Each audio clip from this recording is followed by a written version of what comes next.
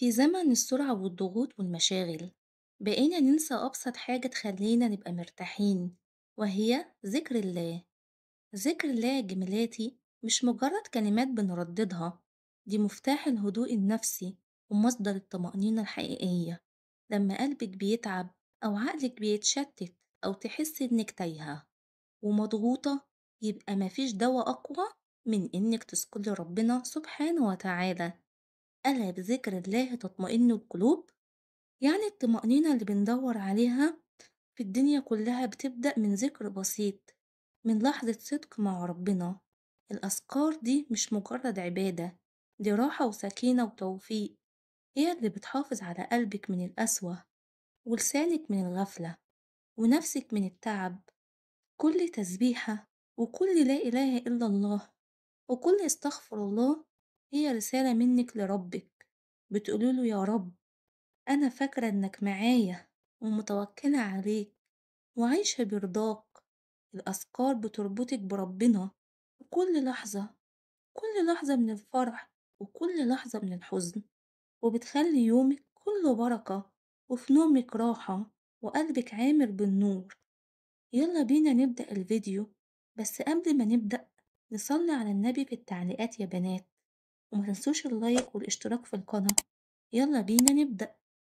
السلام عليكم ورحمة الله وبركاته. أول وأهم ذكر معانا وهو تاج الذكر، اللي هو لا إله إلا الله وحده لا شريك له، له الملك وله الحمد وهو على كل شيء قدير. جملة بسيطة جدا لكن وراها معاني كبيرة جدا. الجملة دي مش مجرد ذكر وخلاص، الجملة دي توحيد كامل لله، إعلان إنك مسلمة وراضية ومؤمنة بإن كل شيء بيد الله سبحانه وتعالى. تخيلي إنك كل ما تقوليها ربنا يكتبلك بيها حسنات ويمسح عنك بيها سيئات ويرفعك بيها درجات. وعن الرسول صلى الله عليه وسلم قال: من قالها 100 مرة في اليوم بيكون فضلها عظيم جدا، بيكتب له 100 حسنة وتمحى عنه 100 سيئة، ويكون له حرز من الشيطان في يومه. يعني الذكر ده مش بس بناخد منه حسنات، ده كمان درع حماية من الشيطان طول اليوم ومن هموم الدنيا. جربي تقوليه وانت سايقة، وانت بتجهزي أكلك، أو حتى قبل ما تنامي. هتحس إن قلبك بيهدى وإنك مش لوحدك، لأن كل مرة بتقوليه كأنك بتقولي يا رب أنا مؤمنة إنك الملك الحقيقي وكل حاجة في الدنيا دي تحت أمرك. الذكر ده بيفكرك إن محدش يقدر يملكك ولا يضرك ولا ينفعك غير ربك، وبيفكرك دايما إن الحمد كله لله، على الحلو وعلى المر وعلى كل اللي عندك وعلى لسه ما انت مستنياه يجي.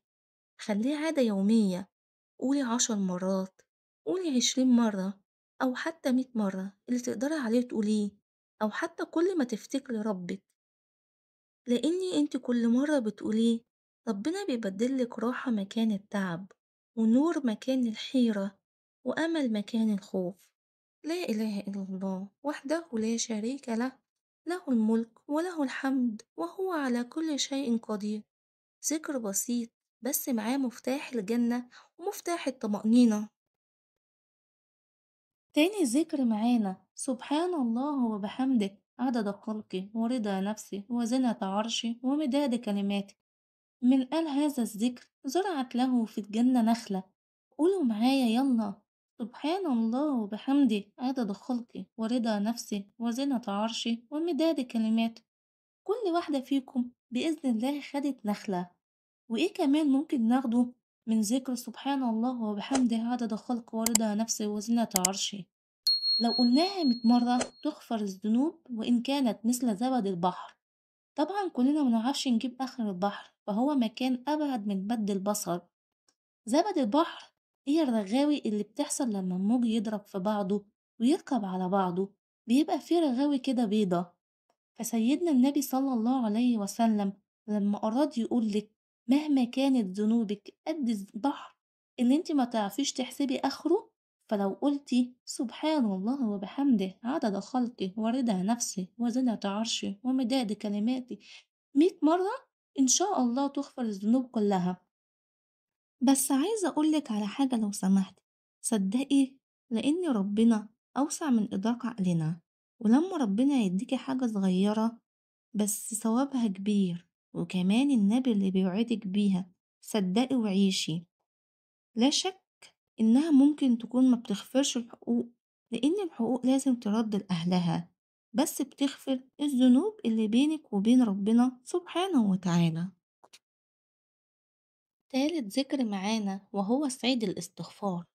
اللهم أنت ربي، لا إله إلا أنت، خلقتني وأنا عبدك، وأنا على عهدك ووعدك ما استطعت، أعوذ بك من شر ما صنعت، أبوء لك بنعمتك علي وأبوء بذنبي، فاغفر لي فإنه لا يغفر الذنوب إلا أنت.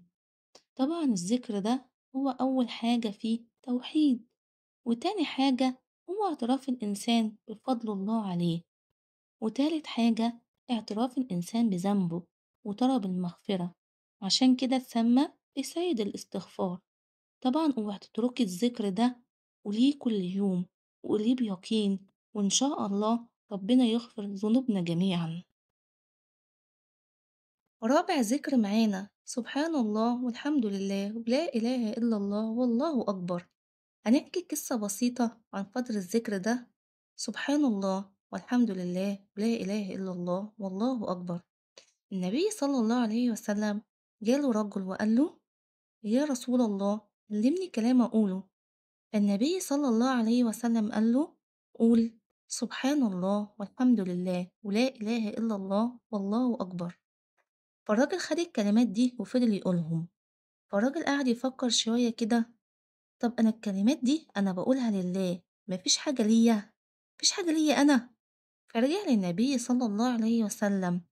فلما النبي صلى الله عليه وسلم شاف الرجل فتبسم، عرف إن هو راجع يسأله على حاجة.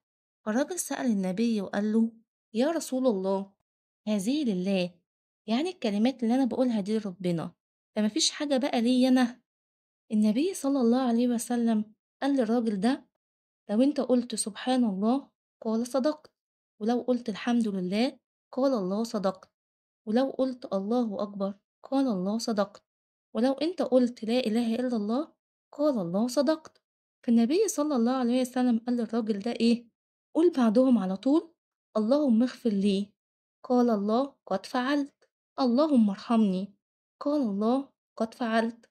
اللهم ارزقني، قال الله قد فعلت. يعني انت بعد ما تقولي سبحان الله والحمد لله ولا إله إلا الله والله أكبر، قولي بعدهم على طول: اللهم اغفر لي، اللهم ارحمني، اللهم ارزقني. فربنا سبحانه وتعالى يقولك قد فعلت. الذكر الخامس معانا سبحان الله وبحمده. قال رسول الله صلى الله عليه وسلم: من قال حين يصبح وحين يمسي سبحان الله وبحمده 100 مرة غفرت خطاياه وإن كانت مثل زبد البحر. وطبعا احنا شرحنا زبد البحر في تاني ذكر معانا. الذكر السادس معانا وهو أطيب ذكر، وهو الصلاة على الرسول صلى الله عليه وسلم. يقول الله في كتابه الكريم: إن الله وملائكته يصلون على النبي، يا أيها الذين آمنوا صلوا عليه وسلموا تسليما. صلوا عليه يا بنات، عليه أفضل الصلاة والسلام. فضل الصلاة على النبي بتكفي همك وتغفر ذنبك، فصلوا على الحبيب المصطفى كتير، فهو شفيعنا يوم القيامة. الذكر السابع معانا وهو لا حول ولا قوة إلا بالله، وهو كنز من كنوز الجنة، ومن كثرت همومه فليقصد من لا حول ولا قوة إلا بالله. والذكر ده باب من أبواب الجنة. الذكر الثامن معانا والأخير وهو بسم الله الذي لا يضر مع اسمه شيء في الأرض ولا في السماء وهو السميع العليم. وطبعا الذكر ده من أذكار الصباح والمساء. كتير مننا بينساها، بينسى أذكار الصباح والمساء، لكن الذكر ده بالذات هيحميكي من كل شر، من كل عين حاسد. والأفضل تقوليه بيقين مرة الصبح ومرة في المساء. وفي النهاية الذكر مش مجرد كلمات بنرددها، ولكنها جسر بين العبد وربه، وسر الراحة اللي بتدخل القلب من غير سبب، وهي زاد الروح وقت التعب، طمأنينة القلب وقت الخوف، ودوا لكل هم وضيق. اللي يحافظ على ذكر الله ربنا بيحفظه في كل خطوة، وبيبارك في عمره ووقته، وبيرزقه سكينة لا تزول. فخلي لسانك دايما رطب بذكر الله. قولي سبحان الله، الحمد لله، الله أكبر. وذكري نفسك دايما إن القرب من ربنا مش محتاج مجهود كبير، هو بس محتاج قلب حاضر ولسان ذاكر. فالذكر حياة، ومن أحب الله أكثر ذكره. وبكده يكون الفيديو بتاعنا خلص. مستنية بقى رأيكم في التعليقات، وقوليلي ذكر من الأذكار اللي أنا قلتها، وصلوا على النبي، ومتنسوش اللايك والاشتراك في القناة. سلام، في فيديو جديد.